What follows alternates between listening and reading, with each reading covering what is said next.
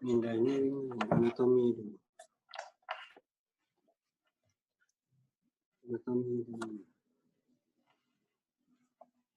Assalamualaikum warahmatullahi wabarakatuh.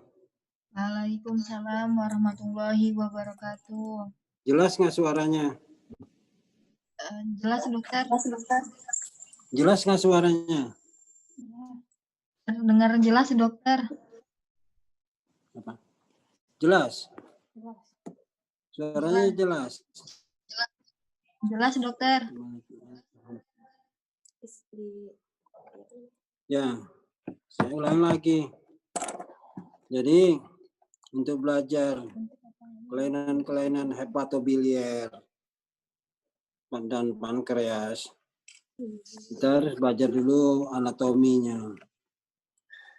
Karena anatomi daripada hepatobiliar sama pankreas ya tidak berubah-berubah sih, tetap saja ilmunya. Jadi menurut saya kita harus belajar anatominya dulu.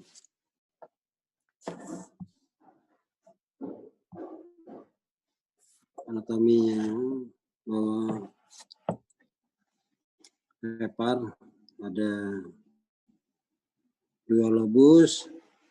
Kita ketahui bahwa lobus kanan, lobus kiri. Karena hepar sesudah dia membentuk bilirubin direct atau bilirubin 2, dia masuk ke ductus hepaticus kiri dan ductus hepaticus kanan, bergabung menjadi ductus hepaticus communis, common bile duct. Jadi dari sebelum dia turun masuk ke duodenum, dia ada sebagian yang masuk ke ductus cysticus, ke gallbladder, di gallbladder atau vesika velia. Kemudian terus masuk ke common bile duct, CBD, masuk ke belakang duodenum, di belakang dia berputar masuk ke belakang, dia masuk di usus itu di belakang duodenum, masuk ke duodenum pars descendens, bergabung dengan ductus pankreas, membentuk ampula pateri namanya. Jadi ductus common bile duct itu bergabung dengan ductus pancreaticus, membentuk ampula pateri namanya. Nah, ampula pateri ini juga ada sphincter Oddi, dia yang mengatur kebutuhan daripada bilirubin dan pankreas, enzim-enzim pankreas. Nah, kita kembali lagi ke hepar. Ya, hepar itu ada 9 fungsinya. Salah satu fungsinya adalah metabolisme bilirubin. Metabolisme bilirubin kita ketahui cikal bakalnya dari bilirubin ini dari RBC yang berumur 120 hari telah didestruksikan masuk ke hepar. Dirubah jadi bilirubin unconjugated jadi bilirubin conjugated, atau bilirubin indirect jadi bilirubin direct, atau bilirubin 1 jadi bilirubin 2.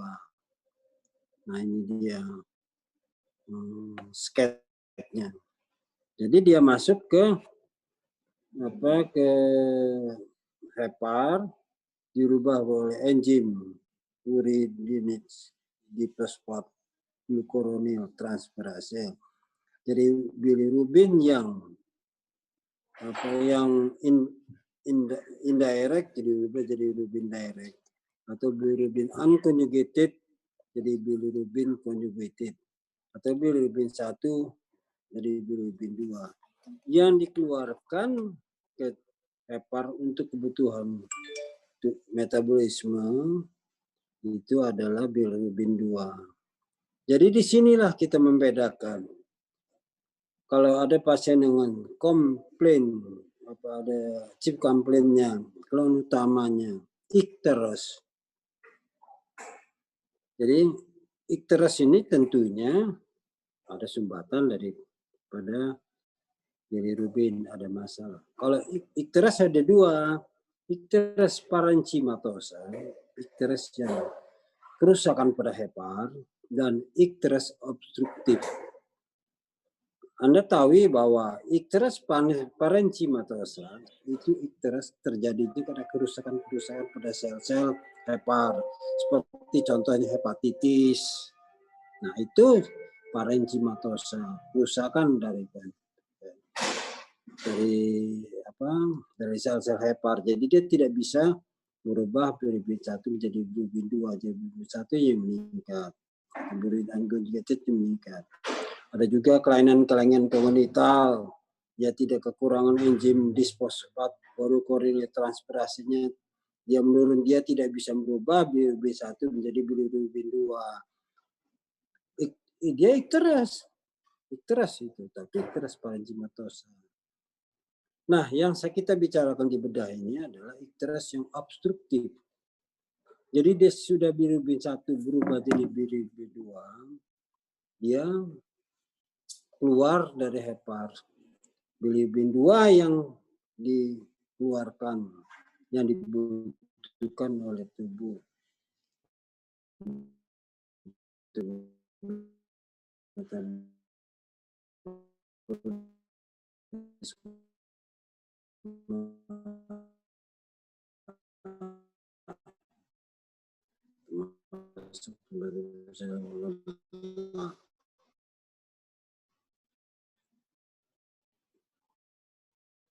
Nah, dari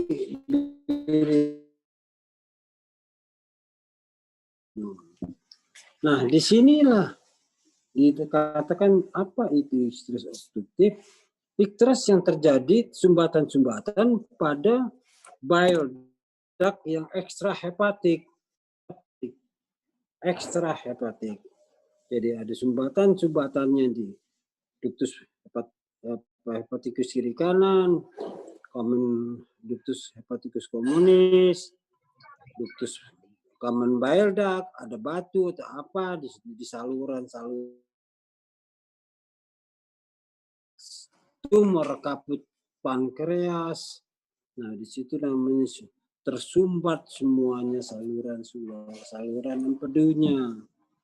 Apalagi kalau kaput kaput pankreas, kan kamu tahu pankreas ada kaput, ada korpus, ada kauda. Jadi di kaputnya itu tumor kaput pankreas yang menyumbat saluran bilirubin. Nah, selama terjadi sumbatan itu timbullah ikterus. Ikterus apa? Ikterus yang obstruktif jaundice. Jadi klinisnya kuning seluruh tubuh kita. Kuning, ikterus obstruktif. Nah, dari gambaran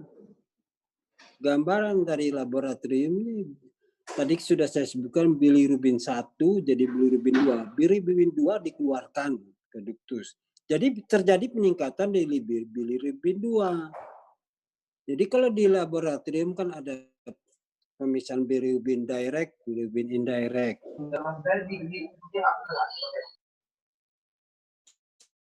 Jadi disitulah ada jumlahnya, kita bisa mengetahui jumlah bilirubin. Nah, kalau dia bilirubin 2-nya tinggi, tandanya ini ikterus obstruktif.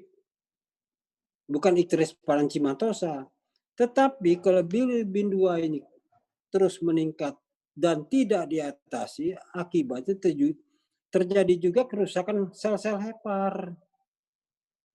Bilirubin masuk lagi ke aliran darah. Ada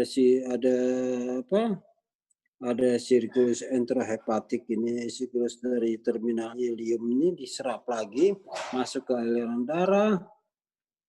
Akibatnya terjadi gagal ginjal, urium kreatinin naik, nggak hepar, kerusakan sel-sel hepar meningkat, akan terjadi yang namanya kita sebut hepatorenal syndrome.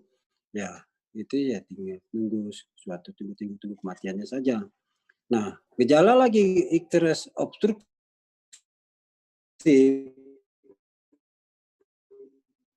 karena bilirubin 2 ini, Anda tahu bilirubin ini kan untuk metabolisme lemak, dikeluarkan ke duodenum. Bila ada sumbatan bilirubin 2, icterus itu seperti fesesnya itu seperti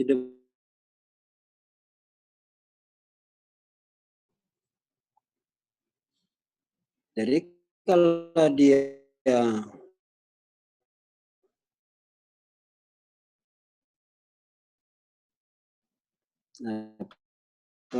ada icterus obstruktif di kaput pankreas, karena tadi di anatomi ada sumbatan, maka akan terjadi stres. Makin lama makin tinggi stresnya. Nah, kalau sudah ada sumbatan, tentunya harus ada tindakan. Icterus obstruktifnya harus diambil suatu tindakan sebelum dia terjadi komplikasi yang namanya hepatorenal syndrome tadi. Hepar rusak, ginjal rusak, otak juga rusak. Akhirnya di koma hepatikum, ya tinggal kita tidak bisa melakukan apa-apa saja. Jadi kita harus kenal dulu ini icterus karena icterus obstruktif harus diambil tindakan. Apa sebabnya? Kalau dia batu tumor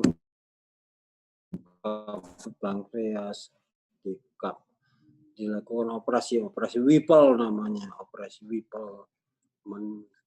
Itu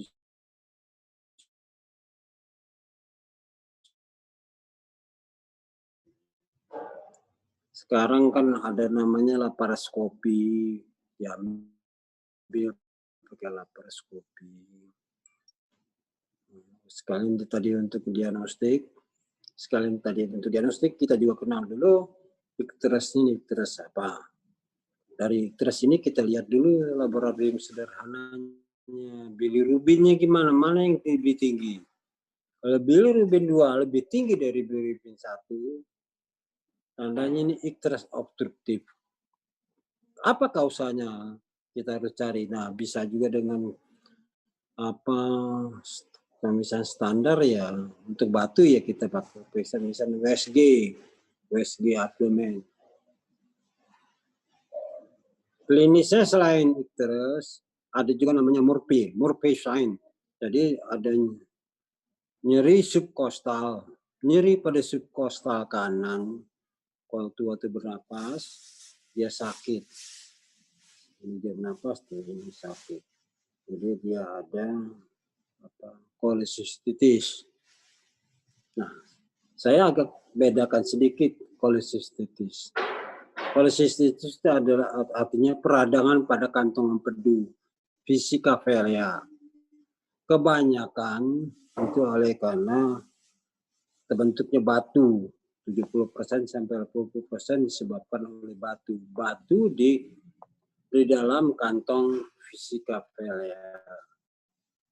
Dia tidak menyebabkan icterus karena di dalam kantong empedu dia tidak mengganggu saluran empedu, kecuali di common bile duct yang saluran yang ke usus tadi. Kalau di batu di vesicaphelia tidak icterus, keluhannya nyeri, sakit dia di subkostal kanan atas. Nyari, namanya Murphy sign.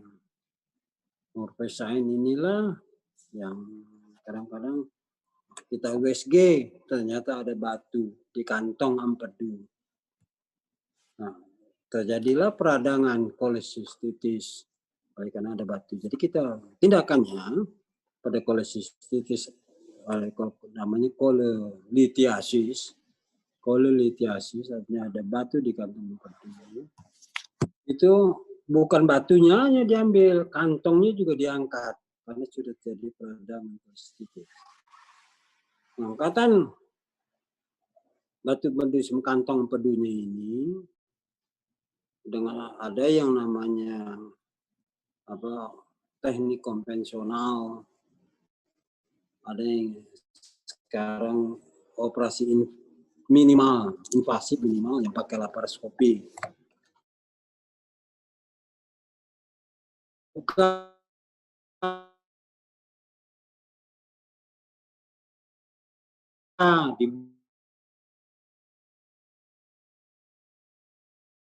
dibuka betul saya cepat. Itu kalau yang khusus untuk kolelitiasis atau kolesistisis pada Piscapella, dia tidak icterus. Jadi kalau ada pertanyaan soalnya, dia tidak terjadi icterusnya ke duodenum. Jadi lain kalau batu di CBD, kemudian kolidoholitiasis namanya. Ada lagi namanya tumor pankreas. Nah, itulah yang menyebabkan sumbatan-sumbatan pada saluran empedu yang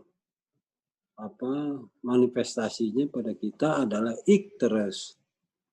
Jadi kalau ada pasien dengan datang dengan icterus, kamu bedakan dulu. Ini icterus parenchymatosa apa icterus obstruktif?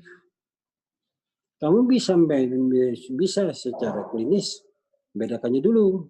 Ini beda icterus parenchymatosa atau icterus obstruktif. Kalau di daerah juga bisa dilakukan pemeriksaan bilirubin dulu. Nah, jadi kalau icterus obstruktif, jadi dia tidak bisa masuk, bilirubin 2 tidak bisa digunakan di dalam usus. Jadi dia keluar semua, termasuk urinnya juga kuning, fesesnya jadi seperti dempul, tidak berwarna. Jadi untuk teori-teori yang lainnya saya pikir sama aja, karena anatomi dan fisiologi selama kita masih tahu Tuhan yang Maha Kuasa dan ini kita tidak ada berbeda, sampai tahun depan juga, sampai kapan juga anatomi tidak berubah, cuma tindakan sekarang banyak yang canggih-canggih. Itu saja saya banyak tidak membicarakan yang lain. Kalau ini saya akhiri dengan Assalamualaikum warahmatullahi wabarakatuh.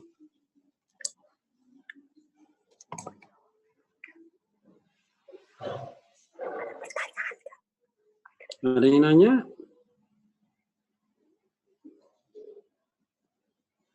Kalau ada yang bertanya ya silakan.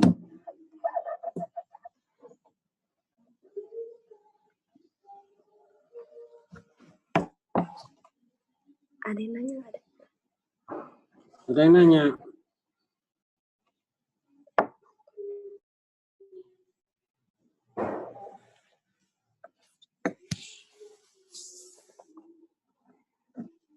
Ada kayaknya.